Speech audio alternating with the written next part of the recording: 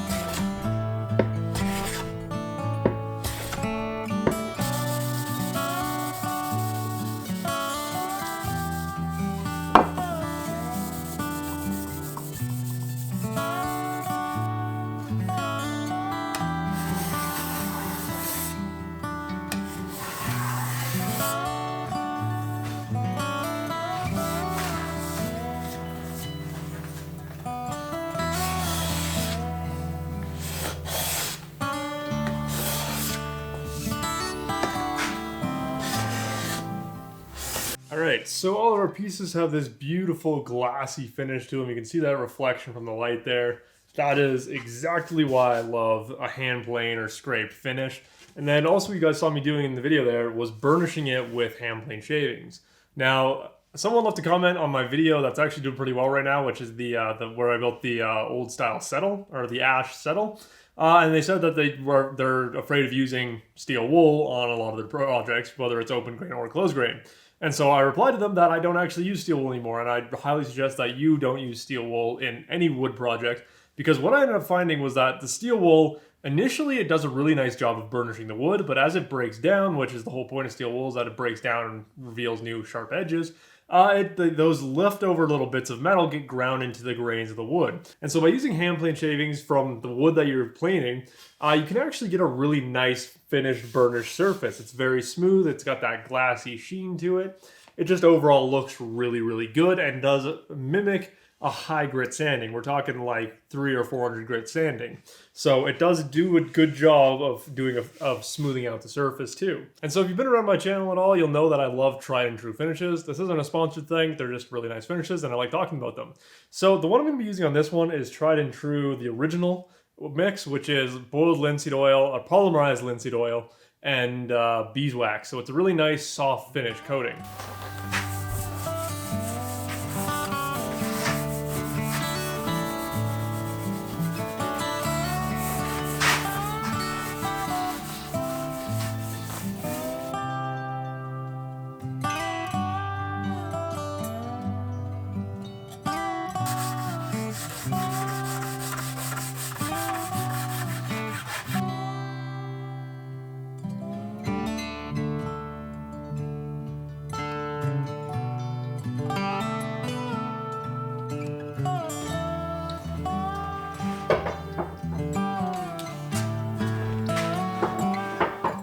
Okay, so we've got all of our pieces pre-finished and ready to actually start the glue up. Now, the way I went about the finishing process is I did the first coat about 24 hours ago. I let that soak in, then after an hour I came back and wiped off all the excess, which is really important anytime you're working with a traditional oil finish like this.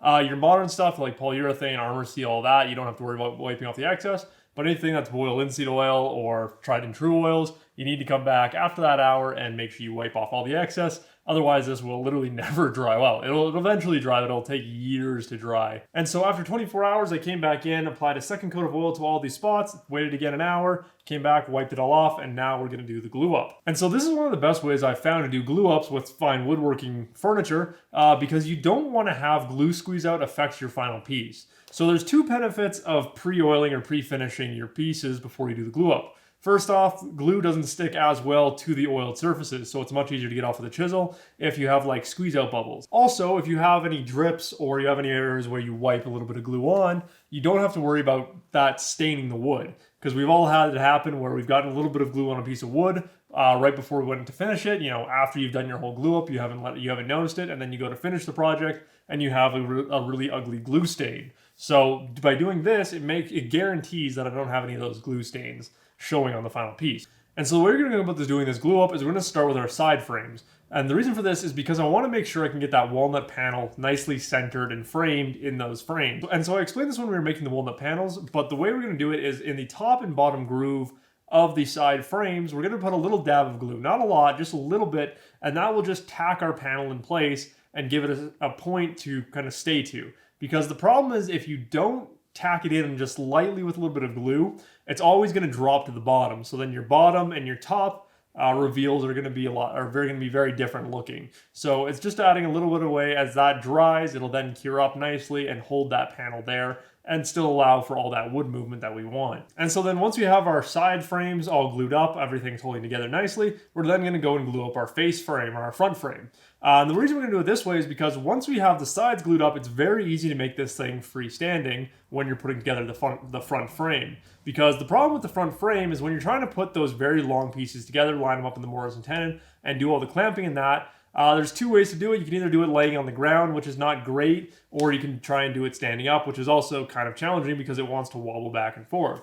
Whereas when we make it into a freestanding object, it makes it a lot easier. Again, all it takes to make this thing freestanding is to put our pieces in the front and then lock it all together with our half-blind dovetail piece right here along the back. That stops the whole thing from separating itself apart. So just the way this thing is constructed is going to make it very easy to glue up in this order.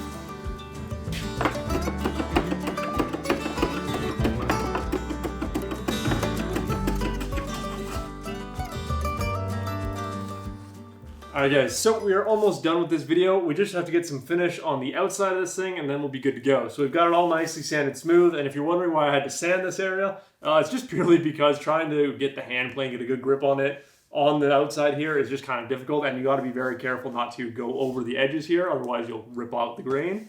But yeah, also before I did the finish on here, I wanted to explain why there's still a hole here. And the reason it's there is because I messed up pretty badly when I was drilling the dowel holes. Now, if you guys remember back to the video, I think it was the second video where we were actually putting the frames together. Before I glued up this bevel, I meant to drill all these holes in here, but I totally forgot to do so. And so then when I went to drill my holes, I got one of my measurements wrong and ended up putting a hole in obviously the wrong spot. And so it's a pretty easy fix. All I'm going to use to fix it is a plug cutter like this. Now, I have to wait for it to come.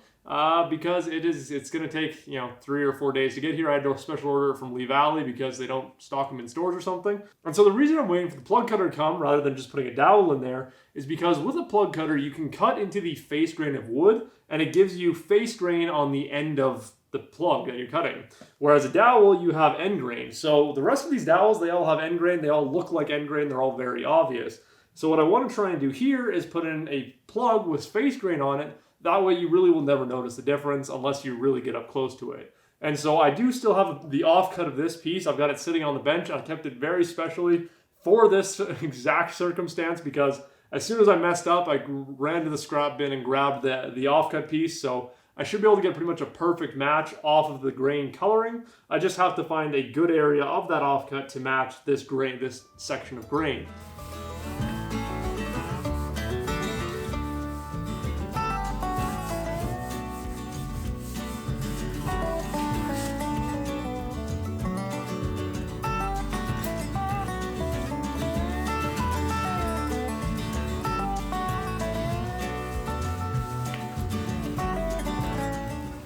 Alright guys, so we are now finished with the glue up and finishing of this thing. Now you can see there's still a lot of dust on it. I've continued working while it's been sitting out here, just curing up on those outside pieces. So once we get everything done out here, once we get the whole project finished, I'll then go in with a slightly oily rag and just clean up all the dust and all that in here. Make sure it's all nice and clean before I actually take it in the house. But we still got a lot more work to do on this thing, and I'm really excited to keep going. So in the next video, well, we've got a few different options, so we'll have to see which one I get edited and finished first. All we've got left to do is the tabletop, the doors, the drawers, and the back panel here. So in progress right now, elsewhere in the shop, I've got the tabletop. It's at the same stage of getting finish on it, so you guys get to see that video in a little bit here. And I've also got the doors going, so they're looking really good too, and I think you guys will enjoy that video. It should be pretty interesting. I came up with a pretty cool idea for those doors, so I think you guys will like it. But anyway, this is going to do it for this video, guys. I hope you enjoyed it, and I will see you in the next one.